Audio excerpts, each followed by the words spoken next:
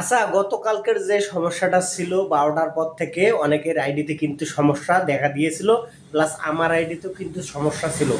তো এখন কিন্তু পুরোপুরি আমার আইডি ঠিক হয়ে গেছে।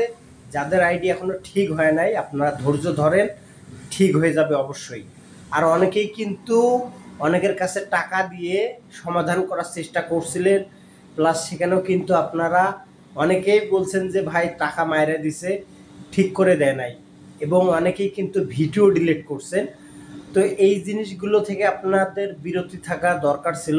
তো এটা মনে করেন যে আপনার আমার যখন এই সমস্যাটা হয়েছে, এটা মূলত যখন দেখবেন যে কোনো একটা সমস্যা সবার হচ্ছে, আপনার একার না সবার হচ্ছে, তখন বুঝবেন যে কোনো একটা টেকনিক্যাল সমস্যার কারণে এই সমস্যাগুলো হচ্ছে। তো পরবর্তীতে দেখেন এখন পর্যন্ত কিন্তু 24 ঘন্টা হয় নাই, 24 ঘন্টার আগে কিন্তু ক্লিয়ার হয়ে গেছে।